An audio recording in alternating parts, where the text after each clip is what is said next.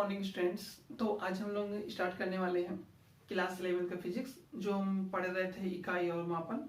तो उसका part second देखने वाले हैं। फर्स्ट पार्ट में हम एसआई पद्धति के बारे में पढ़ रहे थे और उनके मात्रक क्या क्या होते हैं, मूल मात्रक क्या होते हैं, इनके बारे में पढ़ रहे थे। तो आज हम पढ़ने वाले हैं कि 1 मीटर 1 सेकेंड और 1 किलोग्राम, इनका डेफिनेशन क्या होता है, उस डेफिनेशन के बारे में आज हम अध्ययन करने वाले हैं। तो जब हम बात करते हैं स्टार्टिंग में 1 मीटर की, तो 1 मीटर का जब हम अपने भूतकाल में जाते हैं तब उस टाइम पे डेफिनेशन क्या था, इस चीज को पहले समझते हैं। उस टाइम पे यह कहा जाता था कि फ्रांस के सेवरस में एक अंतरराष्ट्रीय कार्यालय था। उस कार्यालय में एक प्लेटिनम और इरिडियम, इसके मिश्र धातु, इन दोनों के मिश्र धातु की एक छड़ थी। उस धातु की छड़ में 2 चिन्ह अंकित थे। अब वो 2 चिन्हों के बीच की दूरी को 1 मीटर कहते थे। पहला ये था, लेकिन ये बहुत पुरानी परिभाषा थी। इसको बाद में हटा के एक नई परिभाषा ऐड की गई 1960 में। 1960 में जो परिभाषा थी पूरी तरीके से प्रकाश पे बेस्ड थी। ये प्रकाश था क्रिप्टॉन का। क्रिप्टॉन, ये क्रिप्टॉन के नारंगी लाल रंग की परिभाषा से संबंधित था। नारंगी लाल प्रकाश से संबंधित था।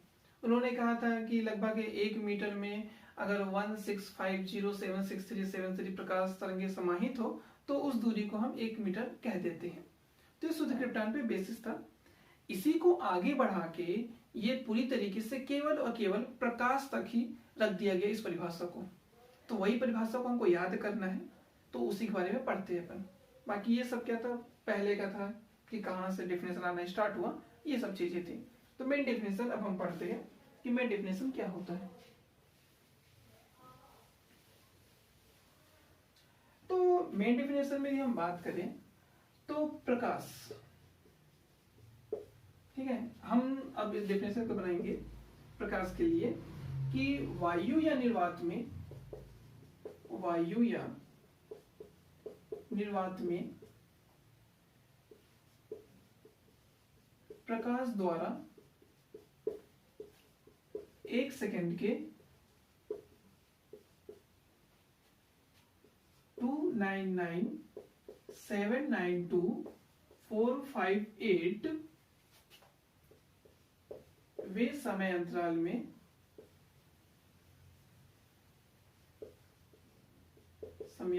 में चली गई दूरी को 1 मीटर कहते हैं। क्या डेफिनेशन, वायु या निर्वात में प्रकाश द्वारा 1 सेकेंड के 299,792,458 वे समय अंतराल में चली गई दूरी को 1 मीटर कहते हैं। आखिर ये आंकड़े आए तो आए कहां से, ठीक है, इसी समय को क्यों कहा गया। तो प्रकाश की चाल कितनी होती है, ये 10th से पढ़ते आ रहे हैं। प्रकाश की चाल होती है 3 × 10⁸ मीटर प्रति सेकेंड। ये प्रकाश की चाल होती है 3 × 10⁸ मीटर प्रति सेकेंड। इसका मतलब है कि प्रकाश 1 सेकेंड में 3 × 10⁸ मीटर चल लेता है, इतनी दूरी वो तय कर लेता है। अब मैं इस 10⁸ को अच्छे से लिखना चाहूं तो 0 लगा देता हूं। 2 3 4 5 6 7 8 मीटर प्रति सेकेंड। चलो ठीक है।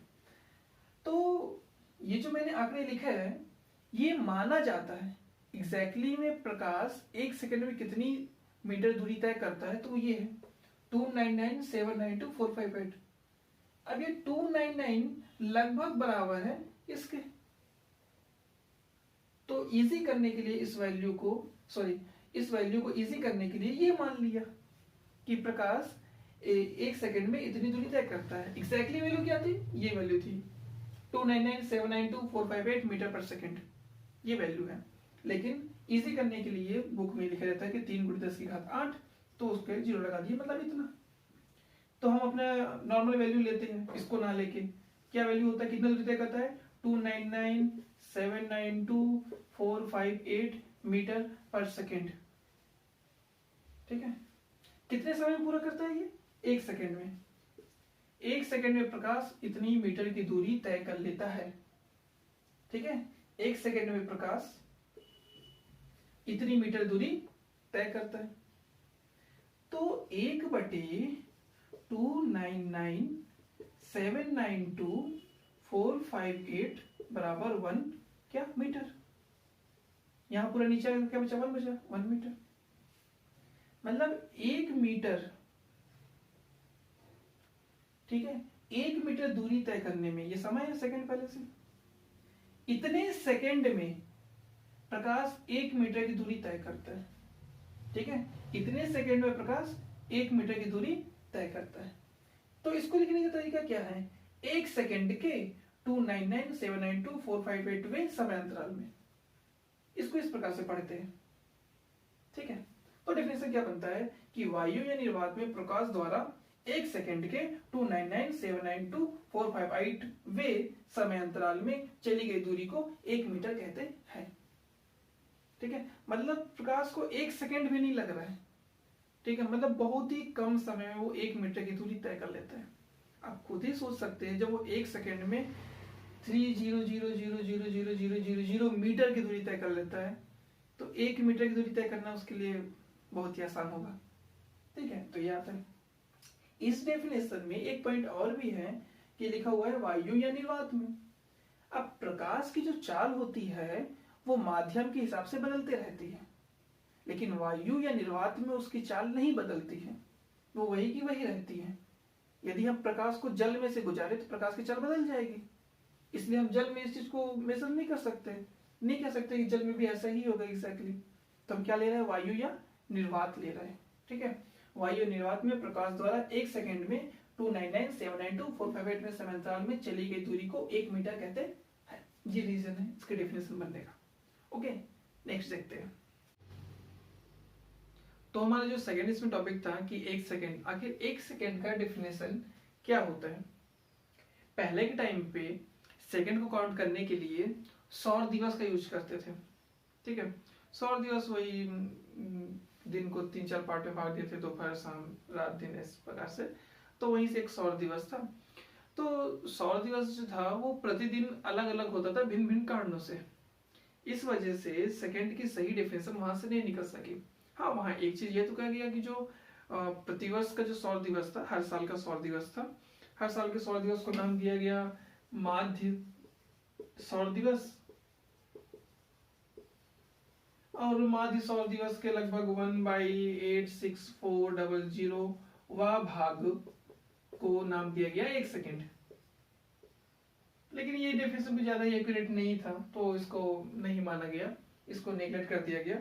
तो जो वर्तमान में जो डेफिनेशन है 1 सेकंड का, वो क्या डेफिनेशन है उस चीज को समझ लेते हैं। पहले डेफिनेशन लिख लेते हैं, देन उसके बाद उसको एक्सप्लेन करते हैं क्या होता है। तो 1 सेकंड समय का वह अंतराल है जिसमें सीजियम 133 परमाणु 9, 19, 26, 31, 770 कंपन करता है। तो ये कुछ डेफिनेशन था। 1 सेकेंड समय का वह अंतराल है जिसमें सीजियम 133 परमाणु 9, 19, 26, 31, 770 कंपन करता है। तो इसके लिए यूज किया गया सीजियम का। सीजियम थोड़ा स्टेबल था, तो स्टेबल क्या बोलते हैं एलिमेंट है, इसलिए उसका यूज करते हैं सीजियम का। और वो इतना कंपन करता है कि ये थ्योरी आई तो आई कहां से? तो स्टार्टिंग हुआ सीजियम CS, उसका परमाणु क्रमांक होता है 55, ओके 55 होता है, और उसका जो परमाणु भार होता है लगभग वो 132.9, जिसे हम अप्रॉक्स कह सकते हैं कि 133। तो सीजियम 133 परमाणु ये। तो जब सीजियम 55 को हम जमाते हैं कक्षकों के रूप में, कक्षा के रूप में, तो इसमें 1 2 मतलब इसके नाभिक से 1 2 3 4 5 और 6 कक्षा बनती है, ठीक है, जिसमें इलेक्ट्रॉन क्रमानुसार भरे जाते हैं 2, 18, 18, 8 इस प्रकार से, और लास्ट कक्षा में केवल एक इलेक्ट्रॉन रहता है। ये जो कक्षा वाला कॉन्सेप्ट है, कैसे इलेक्ट्रॉन भरना है कैसे नहीं पढ़ना है, ये केमिस्ट्री जो 11th में पढ़ेंगे आप, सेकेंड चैप्टर में आप इसको समझेंगे कैसे क्या है किस प्रकार से। अभी सिर्फ सेकेंड के लिए जो पढ़ना है मैं वो समझाते रहूंगा सबको, ठीक है। तो सीजियम के जो लास्ट कक्षा की हम बात कर रहे हैं, लास्ट कक्षा में एक इलेक्ट्रॉन है। अब जो ये एक इलेक्ट्रॉन है इसमें 2 ऊर्जा स्तर होते हैं इस प्रकार से, ठीक है। इलेक्ट्रॉन यहाँ पे स्थित है, मान लेते हैं कि वो इस कक्षा के निम्न ऊर्जा स्तर में स्थित है, ठीक है। जब वो निम्न ऊर्जा स्तर में है तो वो ऊर्जा प्राप्त करेगा, उच्च में जाएगा, देन फिर नीचे, फिर ऊपर, ऊर्जा ग्रहण किया ऊर्जा त्यागा नीचे, ऊर्जा ग्रहण किया ऊपर, त्यागा नीचे। इस प्रकार से बार बार अपने ही कक्षा में 2 ऊर्जा स्तर के बीच में अप डाउन हो रहा है। हमको पता है कि तरंग कुछ इस प्रकार से होता है, तो ये पूरा तरंग का एक चक्कर होता है, ठीक है, ये पूरा एक चक्कर, देन ये दूसरा चक्कर कंप्लीट। अगर इतना बस बात करें आधा चक्कर, तो ये तरंग का एक चक्कर कंप्लीट, इस कह सकते हैं एक चक्कर को एक कंपन, ये कंपन करता है। उसी प्रकार से यहाँ पे जो इलेक्ट्रॉन था वो लगभग 919,26,31,770 कंपन कंप्लीट कर लिया, कह सकते हैं 919,26,21,770 कंपन उस इलेक्ट्रॉन ने कंप्लीट कर लिए। तो इतने कंपन कंप्लीट करने में जो उसको समय लगा वह समय था 1 सेकेंड, और ये एक्यूरेट था। एक्यूरेट कहने का मतलब ये है कि नेक्स्ट टाइम भी जब देखा गया कि इतने ही कंपन करने में जो समय लगा वो समय भी सेम आ रहा था, मतलब 1 सेकेंड में हर बार कितना कंपन कर रहा था, तो हर बार यही कंपन कर रहा था, इसकी वैल्यू चेंज नहीं हो रही थी। इसलिए इसी को मानक मान के यूज किया जाने लगा कि हाँ वैल्यू बदल नहीं रही है। तो 1 सेकेंड की डेफिनेशन करते हैं यहाँ से कि 1 सेकेंड समय का वह अंतराल है जिसमें सीजियम 133 परमाणु 919 26 31 770 कंपन करता है। और रही बात इस सवाल की कि सीजियम कक्षकों में किस प्रकार से बढ़ता है, क्या होता है, जब केमिस्ट्री का लेक्चर आएगा 11 का चैप्टर सेकंड का, तब उसमें ज्यादा अच्छे से एक्सप्लेन होगा। अभी एक्सप्लेनेशन सिर्फ इतना है कि लास्ट कक्षा में जो इलेक्ट्रॉन है वो इलेक्ट्रॉन इस प्रकार से अपने ऊर्जा स्तरों में गति करता है, मतलब कंपन कर रहा है। अब जब ये कंपन कर रहा है तो इस कंपन को काउंट किया गया तो निकला इतना कंपन, और ये कंपन बार बार जितना समय लेता है उसी को 1 सेकंड कहा गया कि हाँ 1 सेकंड में फिर इतना कंपन हुआ, फिर 1 सेकंड में फिर इतना कंपन हुआ। यहां से आ गई सेकंड की डेफिनेशन। तो बात करते हैं 1 किलोग्राम की। अब 1 किलोग्राम का डेफिनेशन क्या बनता है, जब जैसे हम लोगों ने 1 मीटर लिया, 1 सेकेंड लिया, उसी प्रकार से 1 किलोग्राम है। तो 1 किलोग्राम का डेफिनेशन क्या बनता है यदि हम उसको बात करें, तो समय समय पर इसका डेफिनेशन बदलता रहा है। स्टार्टिंग में इसका डेफिनेशन क्या था कि फ्रांस में पेरिस के समीप एक सेवरस नामक स्थान था, जहाँ जो अभी हम लोग मीटर में पढ़े थे सेवरस नामक स्थान, सेम वही, वहाँ अंतरराष्ट्रीय मापतौल की एक कार्यालय था। वहाँ एक प्लेटिनम सेम वैसा ही और इरिडियम के मिश्र धातु की एक बेलन थी। उस बेलन का जितना भार था उस भार को 1 किलोग्राम माना गया। लेकिन प्रॉब्लम ये थी पता है, ये जो बेलन था इसका जो द्रव्यमान है लगभग 1-2 सालों में, लगभग मतलब 1-2 साल से काफी ज्यादा सालों में इसका 50 माइक्रोग्राम भार कम हो जाता था। हालांकि 50 माइक्रोग्राम जो भार होता है बहुत ही कम होता है, 0.0000 समथिंग 5 आता है, तो बहुत ही कम होता है। लेकिन ये था कि आने वाले कई वर्षों बाद इसकी वैल्यू और ज्यादा कम होती जाएगी, तो फिर ये तो प्रॉब्लम कर देगा कि ये भार तो 1 किलोग्राम के भार के बराबर ही नहीं होगा। मतलब ये अपने डेफिनेशन को ही डिफाइन नहीं कर पाएगा कि ये 1 किलोग्राम भार है, इसलिए इसको छोड़ के फिर नेक्स्ट डेफिनेशन आ जाता है। नेक्स्ट डेफिनेशन एकदम सिंपल था, ठीक है। नेक्स्ट डेफिनेशन क्या था कि जो पानी का ताप होता है, पानी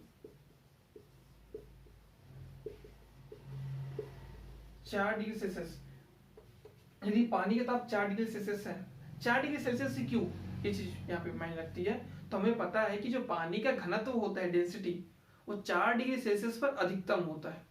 इसलिए 4 डिग्री सेल्सियस ही ले गया कि जो पानी का ताप 4 डिग्री सेल्सियस पर, ठीक है, होगा, उस समय 1 लीटर पानी के भार को हम 1 किलोग्राम कहेंगे। मतलब कह सकते हैं कि 1 लीटर पानी के ताप 4 डिग्री सेल्सियस पर 1 किलोग्राम भार के बराबर होता है। ये कह सकते हैं कि 1 लीटर पानी का ताप 4 डिग्री सेल्सियस पर 1 किलोग्राम भार के बराबर होता है। ये डेफिनेशन पानी के अकॉर्डिंग थी, लेकिन टेम्परेचर बढ़ता घटता तो कुछ प्रॉब्लम भी है कि वो भार तो नहीं रह पाएगा सेम वैसे। तो थक के साइंटिस्टों ने इन सब चीजों को छोड़ के परमाणु के आधार पर ही निकाला, जैसे 1 सेकंड का निकाला परमाणु के आधार पर, सीजियम परमाणु के आधार पर, वैसे ही 1 किलोग्राम का डेफिनेशन भी परमाणु के आधार पर ही निकाला, तो ज्यादा अच्छा डिफाइंड हो सका, जो वैल्यू चेंज नहीं हो सकती थी। तो क्या डेफिनेशन निकला था, पहले उस डेफिनेशन को लिख लेते हैं, देन उसको समझ लेते हैं। परमाणुवीय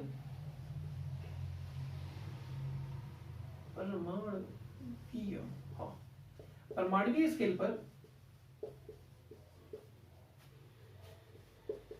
C12 परमाणु के 5.0188 into 10⁻25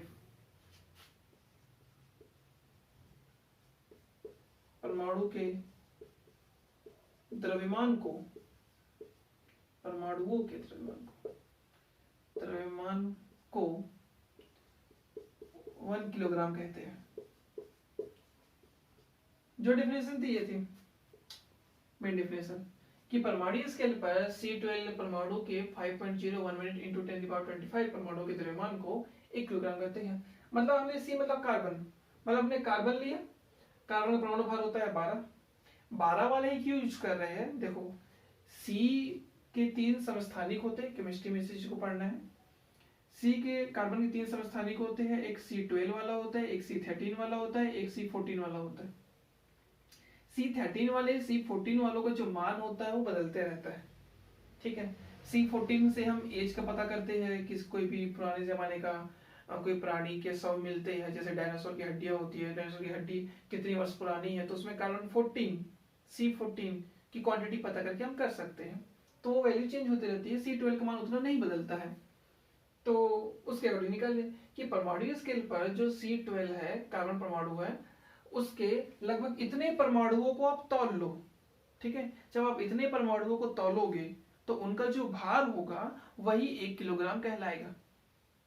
और इसी चीज को सभी साइंटिस्टों ने अंतरराष्ट्रीय स्तर पर मान लिया कि डेफिनेशन सही है, हमेशा इसकी वैल्यू इतनी ही आएगी। हम कभी भी जब कार्बन के इतने परमाणुओं को हम तौलेंगे तो हमें 1 किलोग्राम भार ही प्राप्त होगा, ठीक है।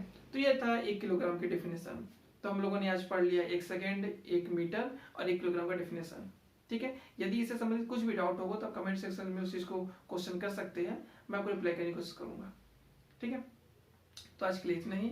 यदि आपको वीडियो अच्छा लगा हो तो प्लीज वीडियो को लाइक करें और चैनल को सब्सक्राइब करें और शेयर करना ना भूलें। Thank you.